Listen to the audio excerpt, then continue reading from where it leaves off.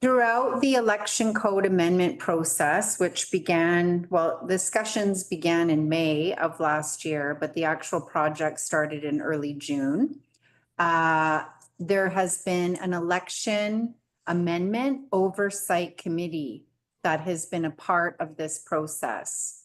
That committee is formed from previous elections, what's called the Complaint and Appeals Board, as well as the addition of, we did a call out for community members at two meetings, one here in Saik'uz at a community update dinner and one in Prince George. It was also posted to the website and Facebook pages, as well as kind of like word of mouth is what I'm going to say. I think it was in the smoke signals as well. Yeah. So I just want everyone to be aware that the process for the election code amendment, and in fact, this governance training has been guided by that election amendment oversight committee. Now, last week, we previewed the governance training to the committee and they made some recommendations. And I have made some of those changes. Some of them I wasn't able to achieve, and one is an organizational chart. But otherwise, the slides reflect the edits that were recommended last week. So we're going to go through, I'm going to say, a high-level overview of all the places that you might think about governance in the context of council. So we're going to go through a bunch of different stuff. It's in the agenda that I'm going to get to shortly, but I just want you to understand that this represents a high-level training that's really going to give you an introduction both to election and administrative law, but also to think about the responsibilities, both legal and otherwise, of council, including the day-to-day, what does council do? What are they responsible for? And, you know, we have an opportunity to walk through an example. Let's get into the background of the governance training. So as I said earlier, the election code has gone through an amendment process. It started in June. The vote was on December 3rd. And basically, there's two places where governance training has been identified going forward. One is in section 7.8, which means for all of you that are here tonight, this is about the candidate eligibility requirement and the need to have governance training. This governance training this evening will fulfill that requirement. The second is the amendment for section 9.4, which is that those candidates who are successful in the election will also be required to attend one or more training sessions to understand either their role and responsibilities or specific governance outcomes. It's not prescribed, but it's something that has been mentioned and now put into the election code. This session is open to all community members. So, you know, some of the thinking around governance training was even if folks aren't running in the election, but maybe they want to be on a board, right? The nation has committees and boards. They're looking for people to populate. And so having this governance training doesn't just function for the purpose of elections, but it can also function for the purpose of board and committee appointments as well. So was that they wanted to see a breakdown between the election law versus administrative law. And so why I'm bringing that up is because throughout the election code amendment process, many things were considered, including previous appeals, including concerns that people had had. And we had a very large survey. I think there was, gosh, I can't even remember. Was it like 70 respondents? It was quite a high number. It's pretty good. It went door to door as well as online. We had multiple engagements in Prince George and in Saik'uz. And so we really encouraged folks to think about and ask questions. And one of the things that came out is election law is focused on this, administrative law is focused on that. How do we distinguish between the two? And so tonight we're going to do that. We're also going to look at where does the band council system come from? So where does band council derive their authority for decision making? And what does that council decision making look like? So we're going to go through what is formal and informal. We're also going to talk about fiduciary responsibility. So another way to think about fiduciary responsibility is legal responsibility. What is council legally responsible for? And then thinking about Saik'uz Council responsibilities. So what are the responsibilities? Where do those responsibilities lie? And then where to go next in terms of a council code of conduct or governance policy. And then we're going to go through a council decision example. As I said earlier, we're going to distinguish between election law and administrative law. So we're going to start with election law because it's very cut and dried, very simple. Election law is basically the branch of law that relates to the democratic processes for, and so in your case, everyone here is thinking about the election for council representatives. It can also look like office holders, so thinking there about board appointments when you have elections. Sometimes you have board of trustees, board of directors. Sometimes you'll have societies. You need to elect those society members, those kinds of things. Also referendums. So one of the big outcomes from the election code amendment was section 12, which is community voting or referendum. And what are the rules around that? And so election law is really focused on the regulation of the electoral system. And it's basically saying, what are the rules for elections and how do they line up with Canadian law and your voting rights? And so making sure that those things are not in conflict. So just to give you, more to think about, some of the election topics and aspects that you would find in election law include things like, how do you access a ballot? How do you have election management bodies? So for example, the Complaint and Appeals Board. How do you create or divide electoral zones? Or if it's a referendum, which specific topics are you going to be voting on? So, it continues on thinking about procedures for how you register voters and candidates. How do you campaign? What are the rules around that? How are votes conducted? Who votes? Where? Who counts them? How do you scrutinize that? And then thinking about if there's a dispute. So let's say in this case, a complaint and appeal board, right? Like that's thinking about how you receive complaints and how they are processed. That is all part of election law. Think about, we talked about broad election law. Now we're getting very specific and we're talking about First Nation election law. So I want to, first of all, acknowledge that we are going to talk about the Indian Act in a couple places and that may have, I'm going to say, people may experience responses to that might feel not so good because it's the Indian Act and effectively it's the vehicle for colonization. So I just want to give everybody that disclaimer and recognize that we're talking about this in the context of elections and governance. So basically, the legislation or the enabling act for First Nation elections is the Indian Act. And there are sections 74 through 79 that set out the processes for elections.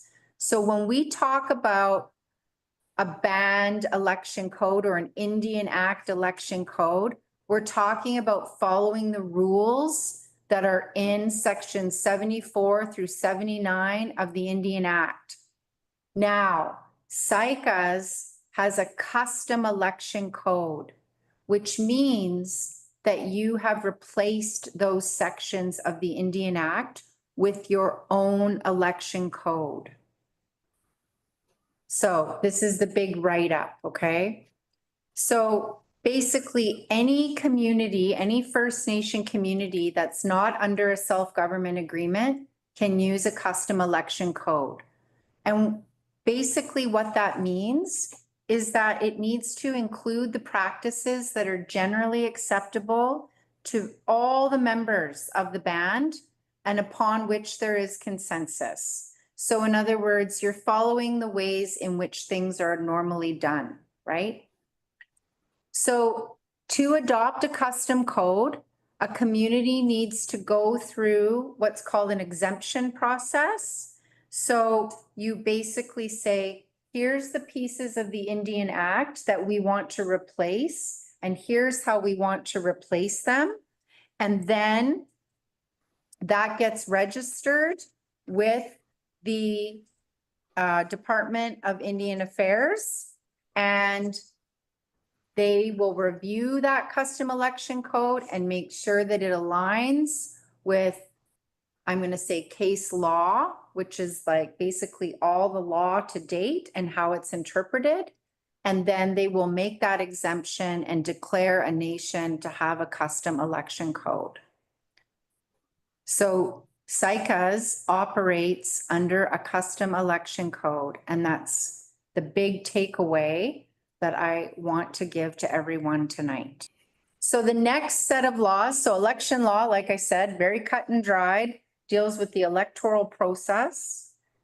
The next piece, administrative law, not so cut and dried. It is a whole branch of law that considers all the procedures, the policies, and the process of basically how government operates. So it looks at things like, what's the scope of mandate? How do you manage that? How do you enforce it, right? And how does that line up with current case law? Because, you know, as each case goes through trial, it sets a new precedent. And so making sure that your administrative law is up to date and in alignment with those precedents.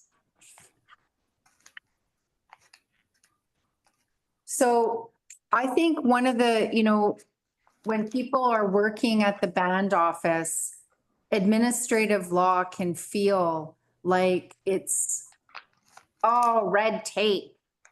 Oh, I got to fill out that form. I got to do that. But another way to think about it is that that administrative law protects members. It protects rights, and it ensures that your government and administration is acting in a fair and just way. And I'm going to give an example, a real live example of administrative law in action. I want people to understand that a strong administrative law helps maintain public confidence in government authority. And so one of the best examples that I can think of is financial law. So financial management law in the case of Saik'uz. So one of the things that Saik'uz is working towards is being certified by the First Nations Financial Management Board. And that's really important because when you become certified by the First Nations Financial Management Board, it means that you can rest assured that you have strong financial management and strong administrative law. So in other words, the nation is really meeting and exceeding current norms and standards through certification. And that's a really important piece. So some examples of Saik'uz administrative law in action, and we're going to use this as an example, check requisitions. That's a prime example of administrative law in action. HR policy, having a policy for your human resources, all the staff. That's a really good example of administrative law. Now, where the next steps are for this council is to think about a set of policies, or we can call it a code of conduct, that would line up with your administrative law and your election law. So I just want to put that out there as a marker in terms of where things are headed to next. So this is very small on the screen. I just want everyone to see this. I'm going to try to, I don't think I can even zoom in. Okay, there we go. So this is for, Deborah might be chuckling because she's probably seen this 100,000 times, but this is a blank check requisition from the nation. Okay, now I'm going to stop. I'm going to just show you an example of what it looks like to have a check requisition filled out and the process, what it looks like. So first of all, you can see, and I've got it numbered. So there's a 4-step process for every check requisition. So number 1, there's a person that's requesting it. Okay, they're listing a finance department and account. So it has to be on there or finance will not accept it. So with that, let's say the check is being requisitioned for an invoice to pay a contractor. That invoice will have to be included with the requisition. It's called the backup. It's like financial management proof. If it's an honorarium, often you will be required to have the sign-in sheet or some way to identify that someone has attended an event. Okay, so that's still step number 1. We haven't even moved into step number 2. Okay, so step number 1, you've got those 3 things. You've got the person who requisitioned it, you've got the department and account for which it's going to be coded, and you have your backup or proof, which is an invoice or a receipt or a sign-in sheet. Once that's all together, the program manager will sign it off. That's number 2. Okay. Then it's going to go to the general manager, and the general manager is going to sign it as well. It requires 2 signatures each and every time you do this check requisition. So that's your 3-step process. And then number 4, after at the end of year, each end of fiscal, so the fiscal year is March 31st, the auditors will review each and every check requisition for the departments and will look at and try to understand how financial law is being administered through Saik'uz organization. So this is an example of administrative law in action. And, you know, over the years, I've heard all kinds of rumors like, oh, they can stroke their own checks, or there's no checks and balances. Well, let me tell you, if you try to submit a check requisition without all of these things, finance will not process it. Deborah, what do you think? Did I do a good job? Unmute myself. Yes, you did a good job. Just that this starts process of getting a check, but then only certain people can sign the check. I guess you're getting to that. Well, so this is the requisition, right? Mhm. And then Right. once the check is signed, we'll go through the spending limits, but there are spending limits as well. And so, you know, if this was under $5,000, the general manager could sign the final approval. If it was over then it has to go to council for decision. Yeah, but there's a list of sign-in authorities that can sign checks, and that's also a responsibility if you're elected as council. That would be part of your duties. That's right. That's your fiduciary obligation. And so that's to do with the banking. So the bank has a sample of each of the council members' signatures. And they will also check that as well. So that was just to give you, like I said, we're doing that high level overview. We've distinguished between election law and administrative law. You've seen now an example of administrative law in action, which is the check requisition process. That is a prime example of the nation's financial management laws in place. What we're going to do next is we're going to talk a little bit about the history of the band council's system. And then we're going to kind of unpack it from a historical perspective and then move into a current context perspective. So again, I'm going to talk about the Indian Act because this is where the band council system comes from. And I just want everyone to acknowledge that there might be some feelings around this, and just to make sure that you are supporting yourself through the next few slides. So in 1876, this is when we have the Indian Act coming into effect. They imposed, notice I use the words imposed. It was not by choice, the band council system.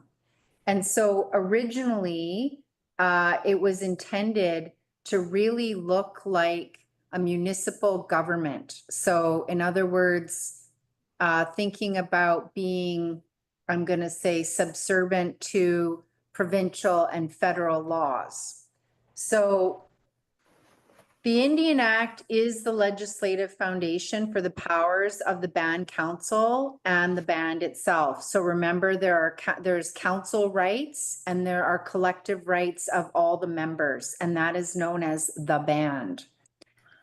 Band councils are created under the Indian Act and effectively derive their authority from that act when we're talking about decisions on reserve. When we're talking about decisions in the territory, it shifts, and we're going to talk, that's the current context. And we're going to talk about that when we look at fiduciary responsibility. But ultimately, what I'm saying is that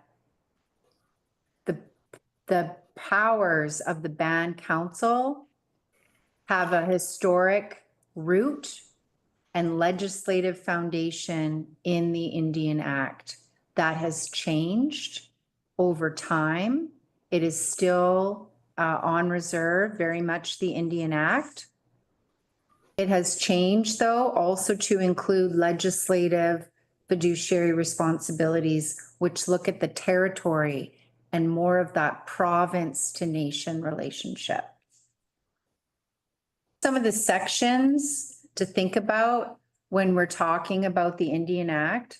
So, you know, particularly for me, I think about sections 53 through 60, which is the management of reserves and designated lands. That is something that I think about quite often because of the framework agreement on First Nations land management and how nations like McLeod Lake and Clately have used the framework agreement to replace these sections of the Indian Act with their own laws around development on reserve, leasing, economic development, all those kinds of things have all been replaced by their own nation's land codes. Yeah. Is that only on the reserve land or is that in the territories too? It's only on the reserve land. And so, but it's really significant because, so for example, if you want to do lease lots, let's say right now, you actually have to go through like the minister or the ADM, I think, and you have to like start that process. And then it's an awful winding decision, basically, that goes through the Indian Land Registry. And they will give you a decision. and it's lengthy. If you did it on the framework agreement, you could create your own law around how you're going to lease or sublease. And We don't have that yet. no, and it's a very long, like, it's not something you can do overnight. It's something that requires, really intense community engagement. I'd say it's about a year from start to finish.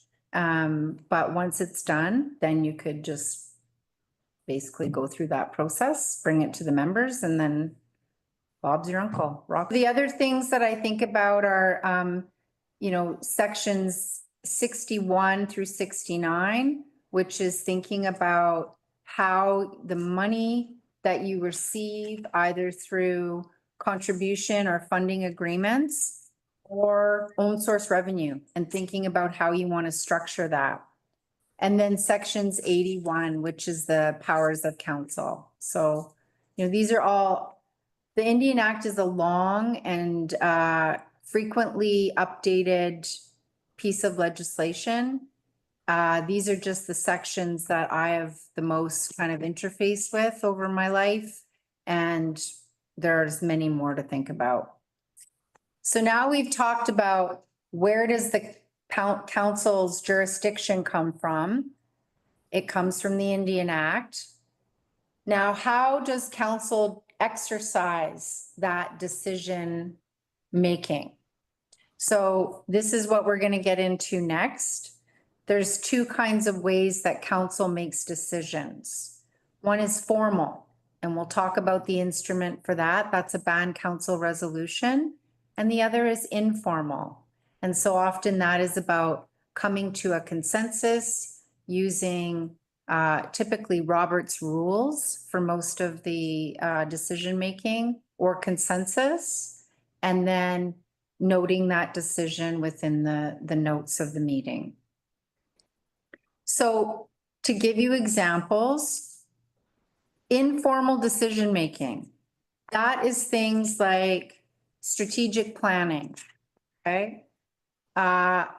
Departmental mandates or direction. So if I bring to council a departmental budget and a work plan, and I say, I would like to have this endorsed by council, here's the cost that it's going to be in order to achieve this work plan. They will look at that and they will make a decision. And it's an informal decision, meaning they're going to register that decision in the notes, but that's it. Formal decisions are a little bit more onerous. So those are things for Saik'uz specifically, it's budget approvals or fiscal expenditures over 10,000. Support for funding applications. So some of the big funding applications that you might see can be hundreds of thousands of dollars over, 1 or 2 or sometimes 3 fiscal years. Anything to do with rights and title. So anytime there's going to be an infringement, a known infringement of your rights or title, that's going to require a formal decision.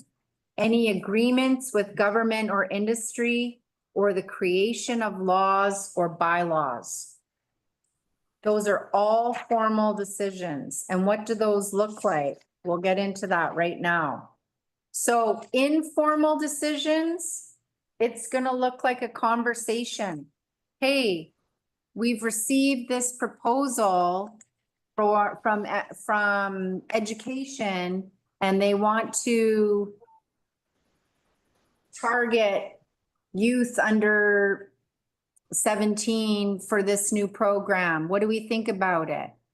Well, we think it's got great opportunities, and based on the briefing note that has been provided to us through education, we think that this is going to be a great opportunity for members. We think that youth under 17 are going to benefit.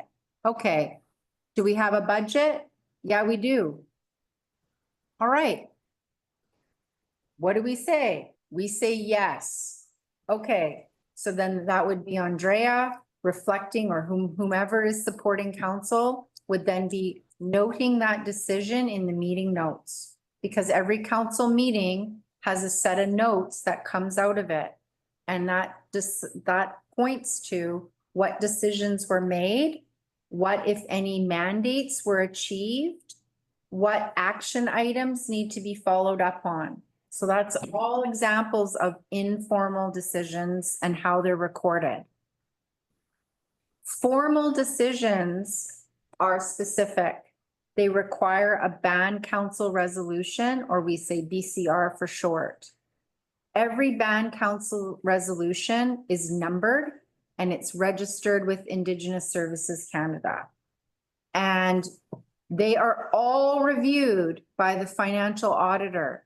So during the AGM, when your auditor stands up and gives a report, they are looking at all the financial transactions that the nation has, I'm going to say, undertaken. And they're going to look to see, hey, did these decisions line up with the band council resolutions? Did they line up with current financial management law?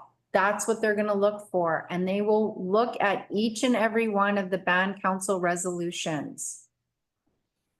Now, in order to have a band council resolution, you need to have, there's a 3-part test. We're going to go into that in the next slide, but effectively, or the slide after, but effectively you have to have quorum as a minimum. That quorum right now today is 3 council members. In the new election come March, you've added 2 new seats. So you now have a council that's no longer 5, it's now 7, including the chief councillor. So quorum is either going to be 4. I'm not sure if council has made a decision or if you've looked at that. 4 is the majority, so quorum will be 4 after March 27th. So this is so tiny. This will be available for everyone to look at in the presentation when it's posted to the website. But this is an example of a band council resolution. So basically, it's the nation, the number of the band council resolution, the date, and it's going to say what we call a preamble. We call them the whereas pieces. So whereas the chief and council of X First Nation wants to identify a decision to help support, I'm pulling things out of the air, to help support rights, title, and interests in the context of the Nechako, whereas Saik'uz First Nation has always had stewardship obligations, whereas chief and council recognize that this is in the best interests of, I'm going to say, current Rio Tinto Alcan litigation. Now, therefore, let it be resolved that, and then the decision comes in. This is the background. Why are you making this decision? What's the background leading up to it? And then the therefore let it be resolved is the decision itself. And that's the same for every band council resolution. And then you'll see down below, there's who all signs it, and there needs to be a quorum. And so today that quorum is 3. After March 27th, the quorum will be 4. I know that this one is province of Saskatchewan. Yeah, So they're the same all across Canada, I would gather then. they are exactly the same all across Canada. Yep. Things about, I'm going to add to the band council resolution. So this is the 3-part test. So you have to have a majority of councillors in attendance. Okay, so that's the quorum. So remember today, quorum is 3. After March 27th, quorum is 4. You have to pass a valid motion. What does that mean? A valid motion means that it's lawful. You can't say, I'll give you an example. You couldn't approve a project and say, let's use the wind farm as an example. You could not approve a project like the wind farm idea without an environmental assessment. So let's assume for a moment, council wants a project. That project still has to follow the lawful process for coming to a decision. You couldn't say, oh, we don't want to do an environmental assessment. That would not be a valid motion, right? Because there are Canadian and provincial laws that would require it.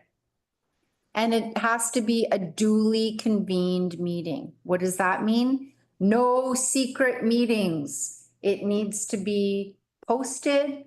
All of council members know about it. It has to be understood that the meeting is happening at this time and this decision is on the table. Once you pass those 3 tests and you sign off on a band council resolution, we say that an enforceable resolution has come into existence. Okay? And, you know, effectively, when we say enforceable, we talk about that enforcement from the nation's perspective, but we also talk about it from the legal perspective. So the band council resolution represents the council's authority to act, and it's basically the exercise of their power.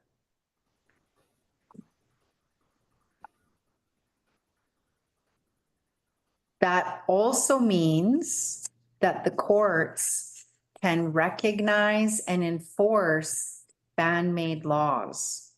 Okay, so, you know, thinking about that, that's something that's important, because when you're on council and you make those kinds of decisions, ultimately you have a responsibility for those decisions to be lawful. The one where last week we talked a little bit about, you know, fiduciary responsibility.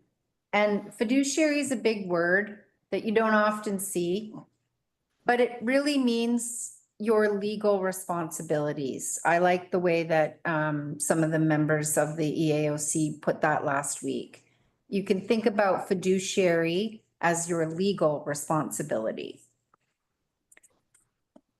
So we talk about, just defined, what is fiduciary? So it's a relationship in which one party, like the band council, is responsible for looking after the best interests of another party.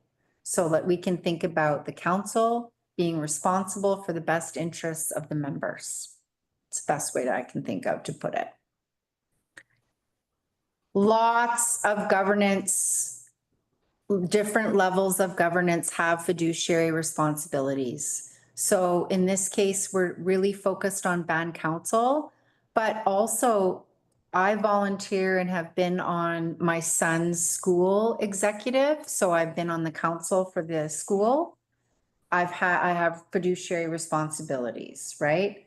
I've also been on other boards. I have fiduciary responsibilities. I was elected to my professional association, the council, fiduciary responsibilities. So it's not unique to band council, it's across the board.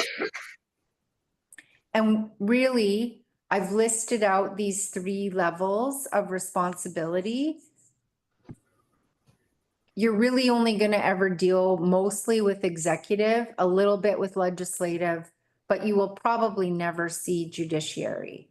I'm putting them up there just to give you some, I'm going to say, glimpse into what all the responsibilities are, but recognize that you're largely going to only deal with executive.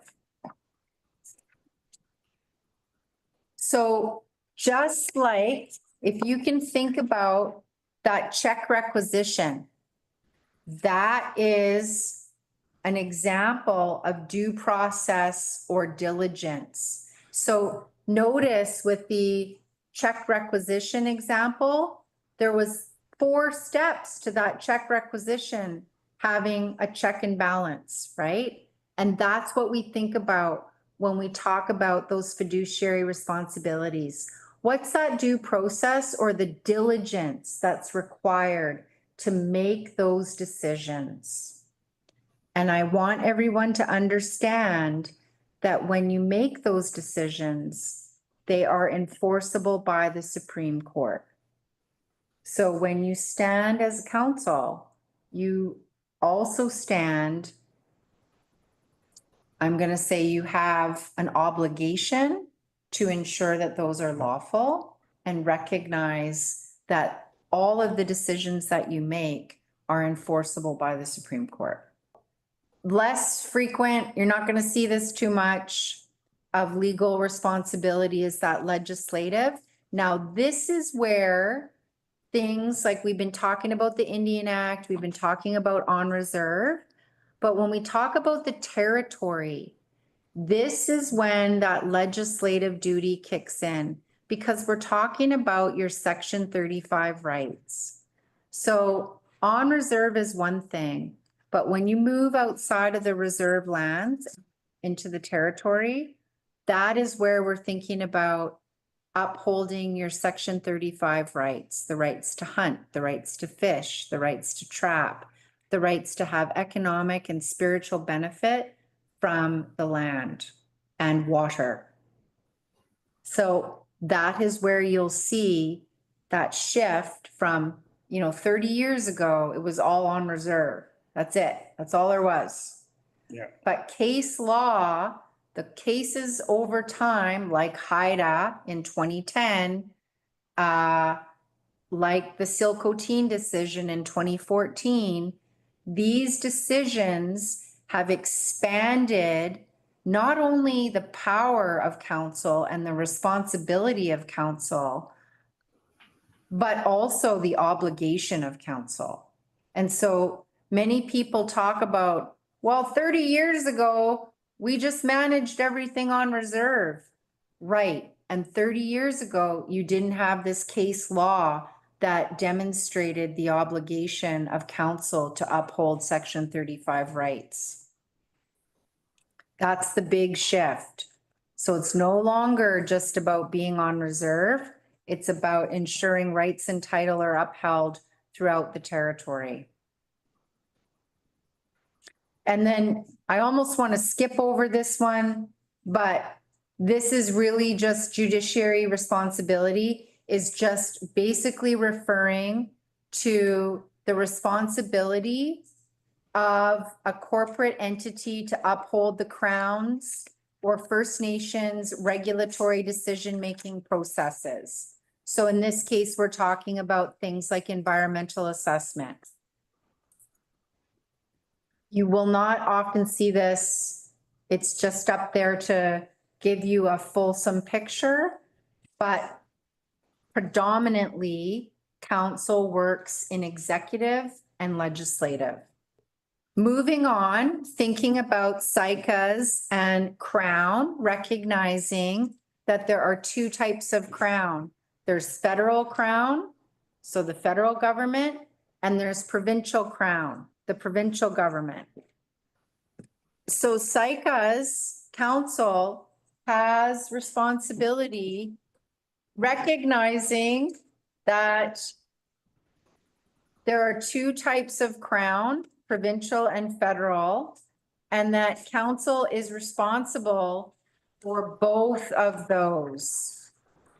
So when we think about it, it's the fiduciary management for all resources. A federal example is your ISC comprehensive funding agreement. So your Indigenous Services Canada. The financial management practices that are required to implement that agreement, and then the clear record of all those decisions. You also have community expectations. So yes, you've got all these fiduciary responsibilities that are dictated by administrative and I'm going to say common law, but you also have things like community. You are responsible for delivering programs and services. You are responsible for protecting rights, title, and interests.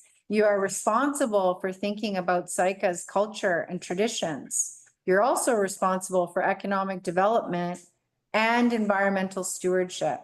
So there's a lot of expectations. Some of those are formalized through agreements, like we talked about, like funding agreements. And some of them are not so clearly defined. So how does your community feel that culture and heritage should be protected? It's not so clear, cut and dry, but you still have a responsibility to the members, to your constituents, right? To the folks that elected you. So remember 30 years ago, all you would have seen is the federal crown. It would have been that, basically that ISK funding agreement, or back then it might have been INAC or DIA. That's all you would have seen.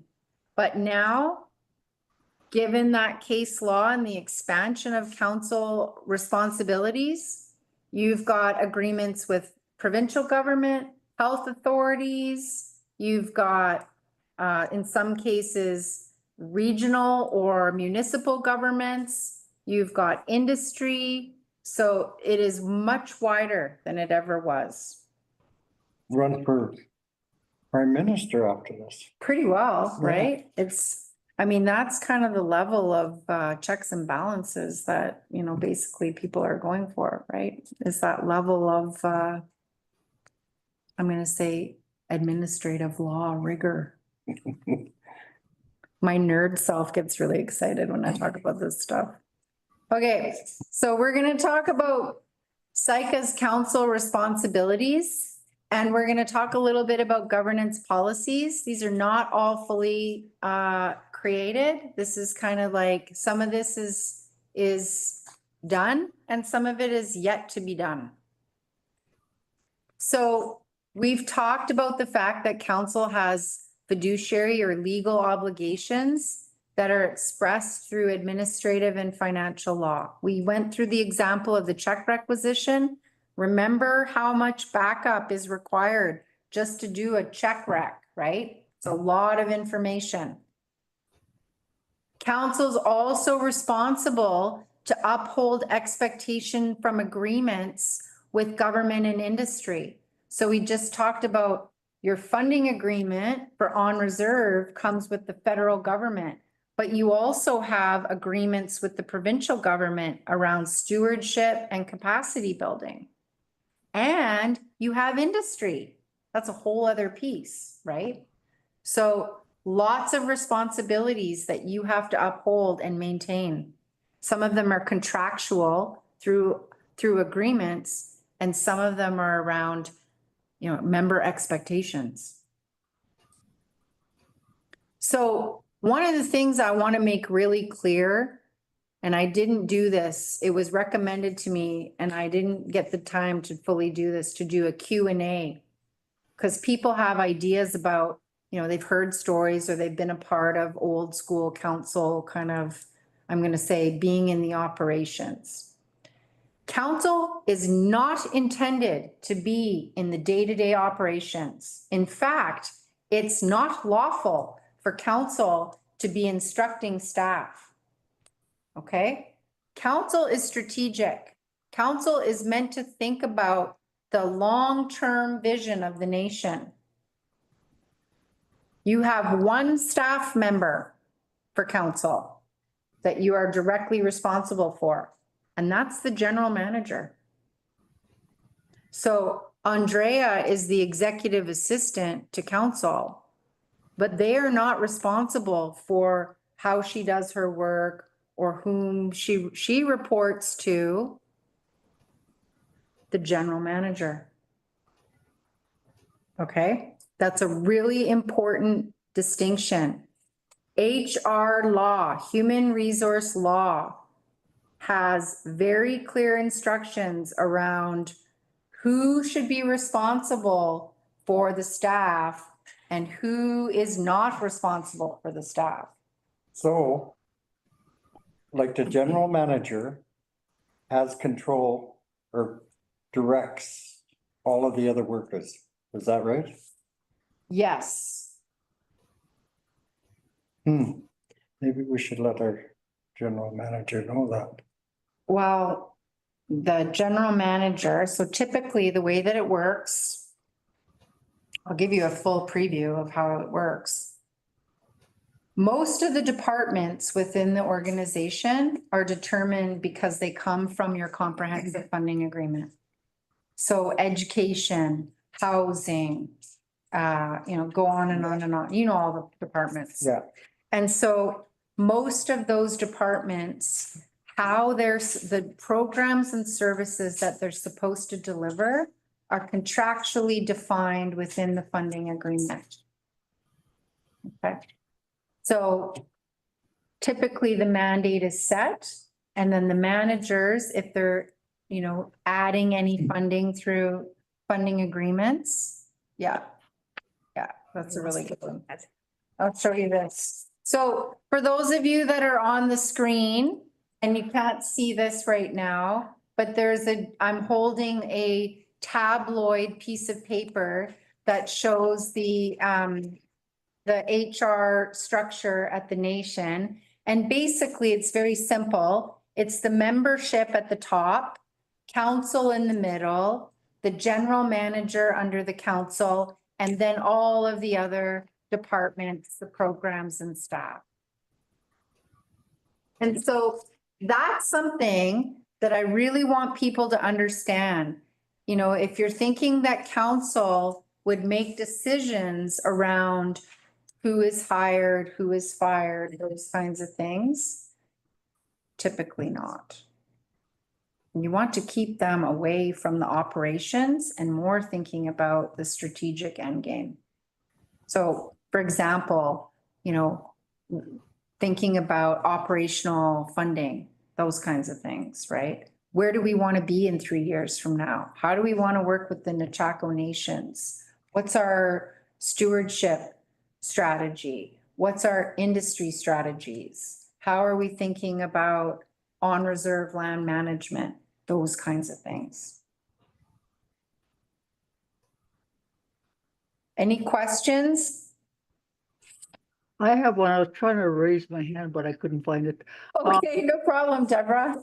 So does it work the other way around? Does that mean that if you're a staff member and employed by Saik'uz First Nation, and if your general manager or your supervisor makes a decision you're not pleased with, you're not permitted to go to a council member?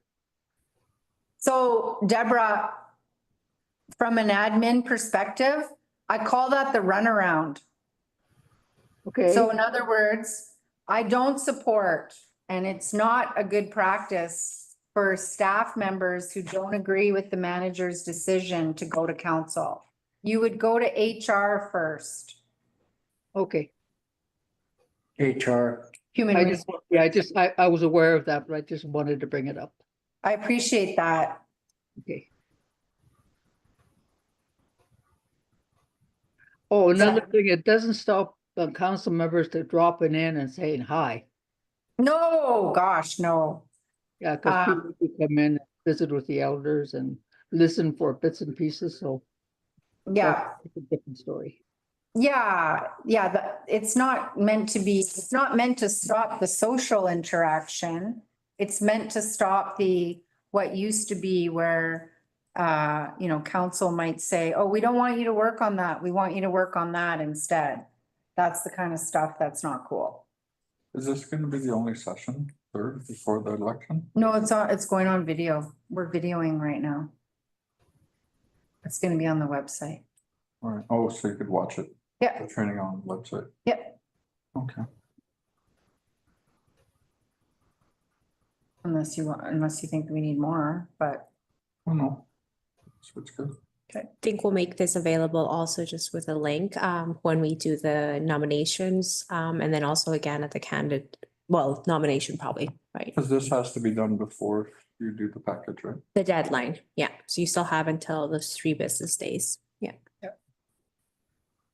So they watch the video and it's the same as this training? Should be. All right.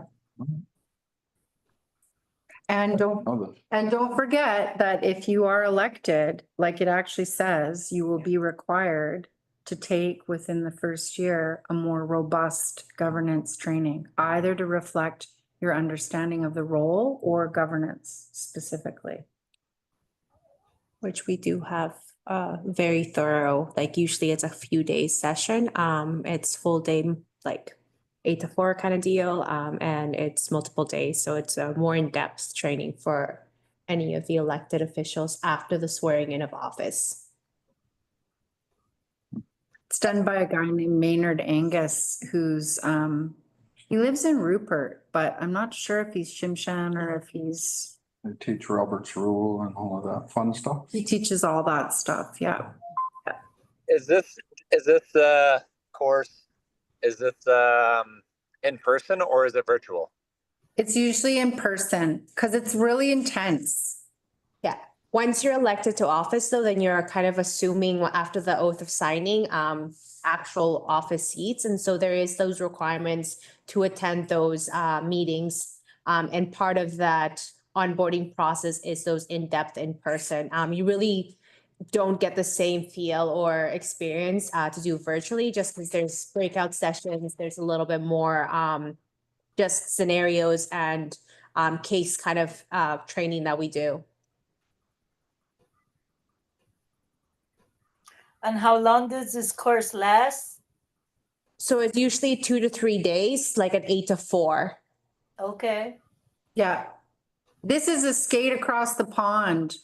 If you're elected to council, it's really like that governance training. So it'll look like all day for a few days and really go through the process, how to exercise your powers of council. Okay. I've heard really good stuff about Maynard Angus too, like other communities. And I think Saik'uz Council, everybody really likes him. He's great. Okay, I'm going to move on. I'm just going to remind everyone that the Saik'uz Election Code is a custom election code, and it replaces section 74 through 79 of the Indian Act. And it allows the nation to determine the expectations for elected council. So just like what we're talking about, that governance training, that's right in the election code, okay? Okay. But it's not complete. So remember, election code is election law. It deals with elections. There is still a whole piece of governance policy that has yet to be created.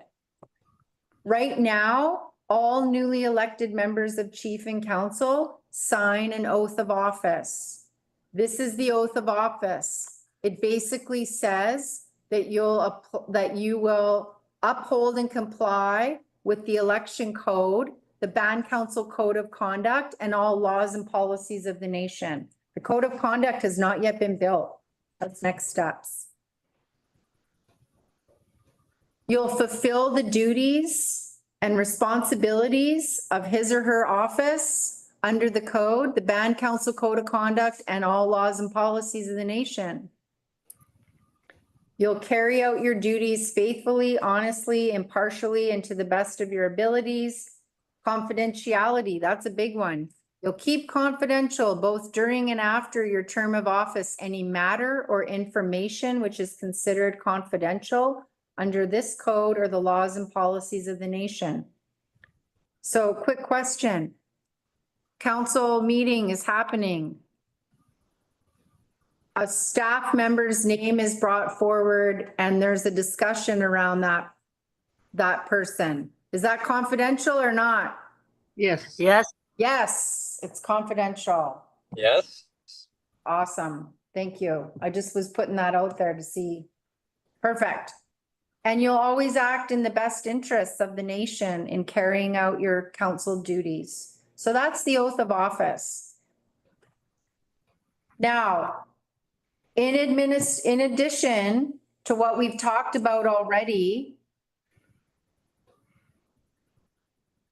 these are the other places that council needs to think about governance in terms of leadership and lawmaking, in terms of membership and external relations, planning and risk management. That's not just talking about housing and capital projects, that's financial. How risky is it to invest in this specific business? What's the due diligence behind that decision? Community involvement. What decisions are you taking to community? Those kinds of things get put in a governance manual. You can call it policy or code of conduct, whatever the name is. These are all things that would be considered in that council governance manual. It includes things like information management, human resources, all that kind of stuff. These are all considerations. And making the distinction between where council is involved and having direct decision-making and where council is considering but not having direct decision-making. So like I said, the council code of conduct, or we can call it a governance manual, it will be the next steps to define the administrative law of the nation. And it will basically define the roles and responsibilities of the council, including what is a conflict of interest? What will that look like in terms of decision-making? Okay, we're almost at the end. So I'm just going to go through the overview slide. That's it. Thank you for that part. Election law and administrative law. Just another overview. Band councils were created under the Indian Act. When you make a decision, you derive the authority from the Indian Act. Saik'uz has a custom election code that identifies where council has responsibilities in terms of meeting election law. And council is required to follow fiduciary responsibilities with respect to executive process, financial administrative law, and hopefully the governance manual or policy. So the last piece of tonight's training or workshop is an example for everyone to consider. So it's September, and I say that because that means that you're roughly halfway through your fiscal year. A council member would like to develop an on-reserve mortgage policy. That council member puts a motion on the floor to allocate $250,000 to an on-reserve mortgage policy. All right, let's have a discussion about it. What do you think? Yeah, discussion on where the band fiscally stands. And that discussion would also have to have show examples and prove a need for this new mortgage policy and a number of people it would affect. Yeah, that's so good. Due diligence. We would also have to decide who's going to run this mortgage, the policy and how the decisions will be made. Yeah, It's kind of a board or committee. yeah. Anything else? This regards to all the council members? Oh. Like Well, who's you on have to, council? I'm sorry. You'd also have to consider if it's going to be a new on-reserve mortgage policy, there'd have to be, there's always steps before implementing a policy, and we have to make sure that like federal and the nation's best interest are taken into consideration and ensure that well, the policies would have to be created. So that would mean that there has to be a foundation of that policy that's can be introduced, and it has to reflect the best interests of the nation. Yeah. This is all really good stuff. So like, it's awesome. I'm just gonna show you the next slide.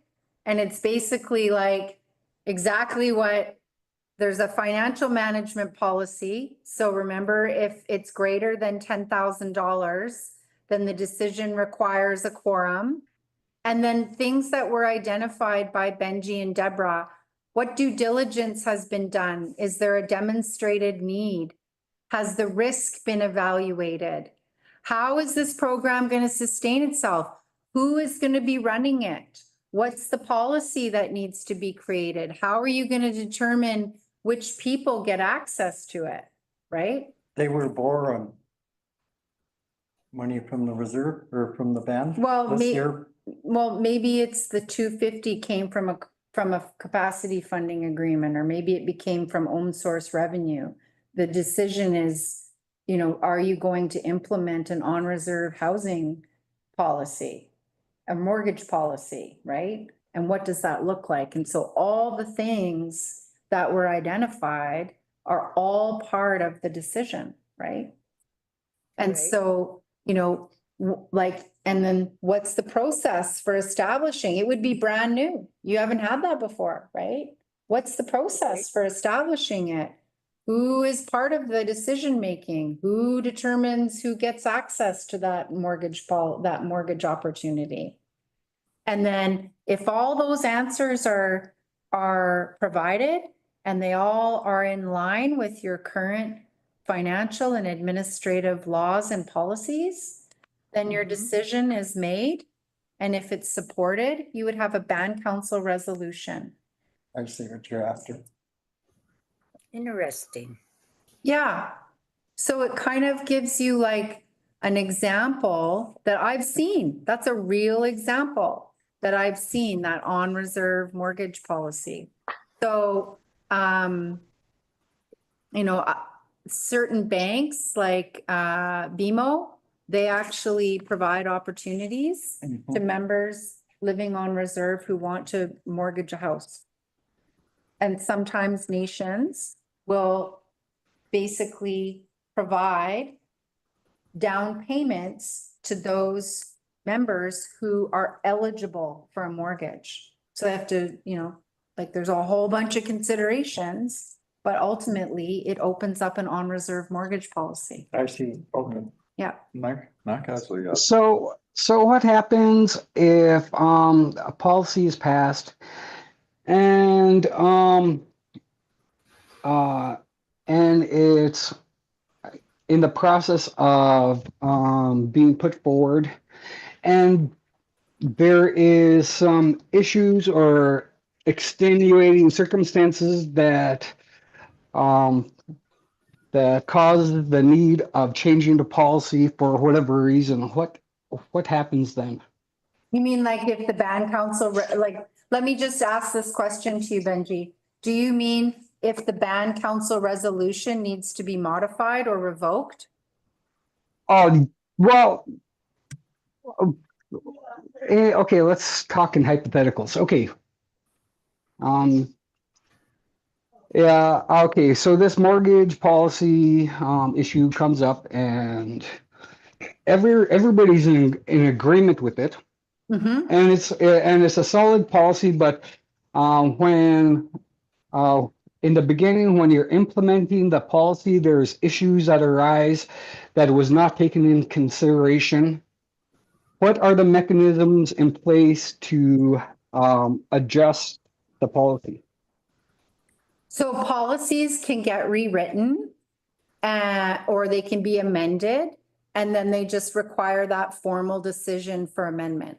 So for example, if the nation has like the nation has financial management policies. You saw the actually Benji, I don't think you had joined yet, but we went through an example of a check requisition and the Yep. 4 things that are required. Let's Yes. assume for a moment you wanted to change that and maybe you want to make it 5 or 6 things that are required. Then you simply change the policy and you make that change a formal decision. So it gets recorded in a band council resolution so that your auditors understand clearly that you have made a change to your administrative law and policy.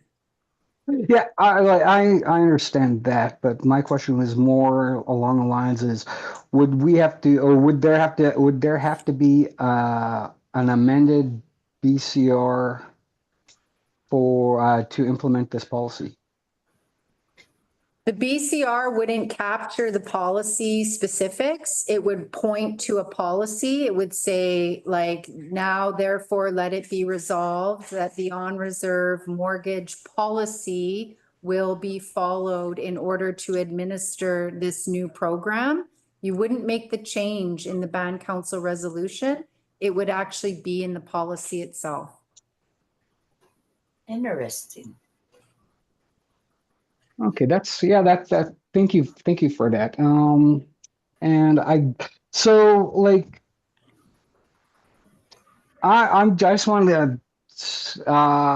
want to understand a little bit more.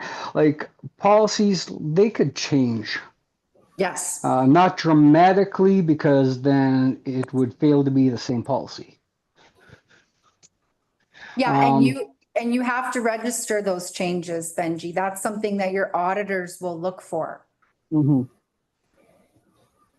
Okay, well, yeah, I just wanted to get clarification on that. Thank you very much. Yeah, and please, if you have more questions, by all means, like, if we haven't answered, if I haven't satisfied your questions, let's keep talking about them because I want to make sure everybody's comfortable with the answers. So is there going to be a link or something so I could watch the entire meeting? Yep. So, And if after I watched the entire meeting, whom would I contact? Should I have any questions with regards to the issues, the items that I've missed in this meeting? you can contact me directly, so would be happy to talk to you at length about any of the things that are going to be in this presentation that are posted to the website. So what's going to happen is after we stop recording, this recording is going to go over and it's going to be cleaned up and then it's going to be uploaded to the website within the next couple days. Okay. As will this PowerPoint presentation. It'll all be part of the stuff, the information.